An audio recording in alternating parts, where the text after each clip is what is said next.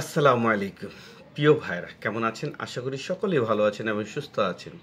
দেশ এবং দেশের বাইরে আমার ফেসবুক পেজ অথবা ইউটিউব চ্যানেল যেখান থেকে আমার ভিডিওটি দেখে থাকেন না কেন, অবশ্যই লাইক কমেন্ট শেয়ার করবেন এবং ইউটিউব চ্যানেল থেকে দেখে থাকলে অবশ্যই সাবস্ক্রাইব করে দেবেন। প্রিয় ভাইরা,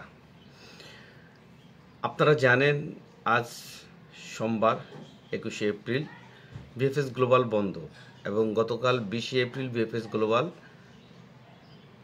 বন্ধ ছিল, কিন্তু বিশেষ একটি কারণে গতকালকে বিএফএস গ্লোবালের কার্যক্রম ছিল। সেটা হচ্ছে যাদের নুরস্থার মেয়াদ 1 মাসের কম ছিল ফ্যামিলি ভিসা, তারাই গতকালকে জমা দিতে পেরেছে। আমি গতকালকে অনেকভাবেই চেষ্টা করেছিলাম যে কী পরিমাণ লোক জমা দিয়েছে সেটা জানার জন্য, কিন্তু কোনোভাবেই পারিনি, কারণ এই ধরনের আমি কাউকেই খুঁজে পাইনি। যাই হোক, দ্বিতীয় যে বিষয়টা নিয়ে আলোচনা করব সেটা হচ্ছে আমার কাছে গতকালকে থেকে সবচেয়ে বেশি যে জিনিসটা জানার জন্য ফোন করেছিল, হোয়াটসঅ্যাপে নক দিয়েছিল, ফেসবুকে কমেন্ট করেছে এবং ইউটিউবেও কমেন্ট করেছে, সেটা হচ্ছে যে তারা ট্র্যাকিং করলে তাদের ফাইলের বর্তমান অবস্থাটা তারা জানতে পারছে না যে কী অবস্থায় আছে। ওদের যখন অ্যাম্বাসির যখন ওয়েবসাইটগুলো আপগ্রেড করে তখন এই ধরনের সমস্যা প্রায় হয়। আর সাধারণত বন্ধের সময় ওরা ওদের আপগ্রেডটা করে, যার কারণে আজকে আমরা 2-3 দিন যাবত ট্র্যাকিং করেও কিছু দেখতে পাচ্ছি না। ইনশাল্লাহ আজকের মধ্যে এটা সমাধান হয়ে যাবে, তাই আপনারা কেউ এটা নিয়ে টেনশন হওয়ার কিছু নেই। এটা আমাদের কোনো সমস্যা না, এটা অ্যাম্বাসির সমস্যা। এটা আজকের মধ্যে এটা সলভ হয়ে যাবে ইনশাল্লাহ। আগামীকালকে থেকে যথারীতি আপনারা ট্র্যাকিং করলে আপনাদের ফাইলটার খবর জানতে পারবেন। এবার আসুন আমাদের মূল যে বিষয়টি নিয়ে আলোচনা সেটাই আমরা করি। সেটা হচ্ছে, আপনারা জানেন অনেকে আমি নেপোলি শহরের জমা 2023 সালের অক্টোবর মাসে আমার জমা, তাই নেপোলি নিয়ে আমার বিস্তর জানার অভিজ্ঞতা থাকে, কারণ আমি অনেক কিছু জানার জন্য চেষ্টা করি নেপোলি শহরের, কারণ যেহেতু আমি নিজেই ওখানকার ভুক্তভোগী। তাই সেরকমই একটি গুরুত্বপূর্ণ নিউজ এবং সুখবরই বলা যেতে পারে যে আমি এখন যে খবরটা আপনাদের জানাবো, আপনারা পুরো ভিডিওটি না টেনে মনোযোগ সহকারে শুনবেন। প্রিয় ভাইরা,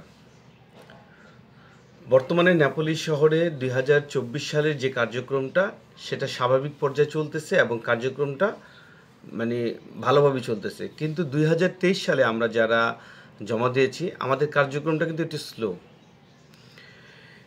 আপনারা হয়তো জানেন অনেকেই, আবার অনেকে জানেন না, যে বেশ কিছুদিন আগে অর্থাৎ 1-1.5 সপ্তাহ আগে ইটালি নেপোলি শহরের একটি জরুরি মিটিং হয়েছিল। সেখানে সবচেয়ে বেশি যেই জিনিসটি নিয়ে প্রাধান্য পেয়েছিল, যেই মিটিংয়ে উপস্থিত ছিল, পেপুত্তরার লোক ছিল, মিনিস্ট্রির লোক ছিল এবং ইটালিয়ান লোক ছিল এবং বাংলাদেশের উচ্চ পদের বড় বড় ব্যবসায়ীরাও এখানে উপস্থিত ছিল। ওই সময় তাদের সমস্যার কথাগুলো তারা বলেছিল। বাংলাদেশি ভাইয়েরা, তাদের যে কর্মীর প্রয়োজন, কোনো কার্যক্রম ছিল, এই জন্য তারা ওইখানে অনেক ধরনের চেষ্টা করছে তাদের বোঝানো। সর্বশেষ যেই ওনারা যে রেজাল্টটা দিয়েছিল, কারণ আমাদের 2023 সালে কার্যক্রম করে মাত্র 2 জন লোক, এবং সেটা কিন্তু পেপুত্তরায় না। বর্তমানে পেপুত্তরায় কোনো কাজ আমাদের হয় না, কাজটা হয় স্পেত্রাতো দেল লেবারো, যেই অফিসটা, ওইখানেই কাজটা হয়। ওই অফিসে মাত্র 2 জন ব্যক্তি আমাদের কার্যক্রমটা করে, এবং শুধু 23-এর কাজ করে ব্যাপারটা এরকম না। 23-এর কাজ করে তাদের নিজস্ব কাজ করে, অন্যান্য কাজ করে, তার জন্য আমাদের কার্যক্রমটা একেবারে স্লো ছিল। আমার ওই ভাই, যে ভাইটির মাধ্যমে আমি খবরটি পেয়েছি, উনি ওনার মালিক দিয়ে উনি ওনার ভাই ব্রাদারের জন্য কাগজ উঠিয়েছে।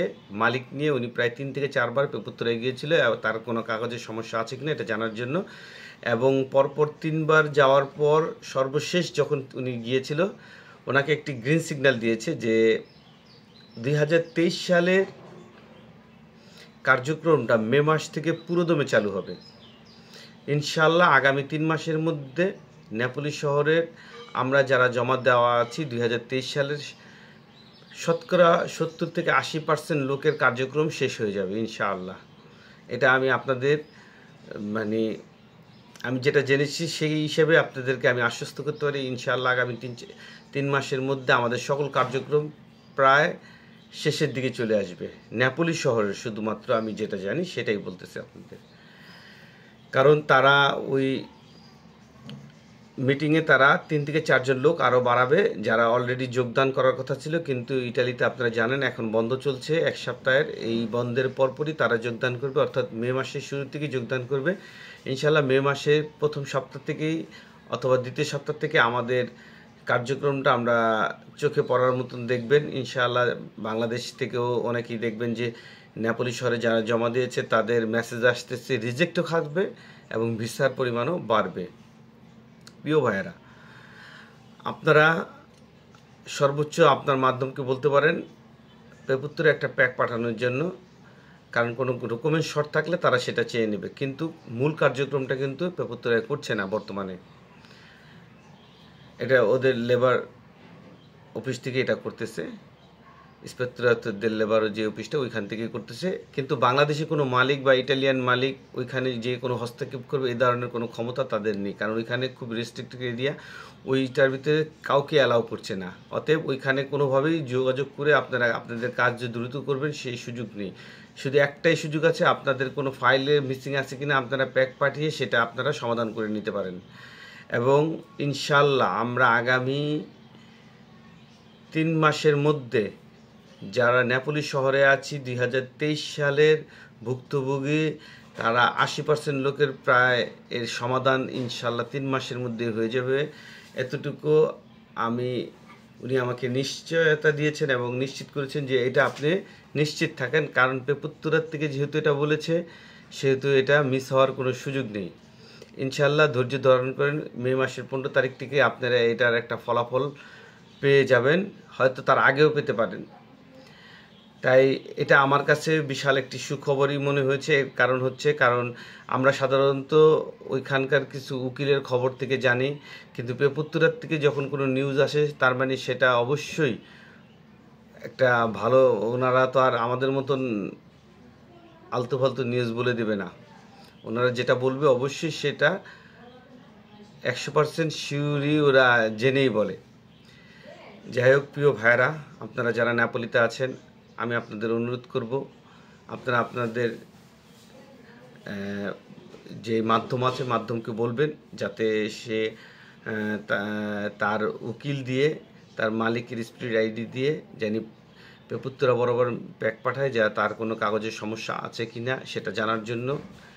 এবং যদি সমস্যা থাকে তাহলে অবশ্যই সেটা দিয়ে দিবেন, তাহলে আপনাদের ইনশাল্লাহ সামনে যে চেকটা হবে এবং কার্যক্রমটা যখন দ্রুত ধরবে তখন আর এই ঝামেলা আর হবে না। আর আপনারা হয়তো আরও একটু জানেন যে নেপোলি শহরেই সবচেয়ে বেশি দুর্নীতি হয়েছিল, যার কারণে আমরা সকলে আজকে এই ভুক্তভোগী।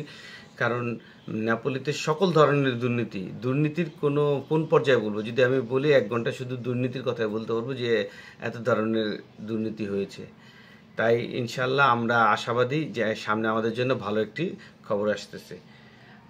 ভালো থাকবেন, সুস্থ থাকবেন। নেক্সট কোনো ভিডিও নিয়ে আবার আপনাদের মাঝে হাজির হব। ধন্যবাদ।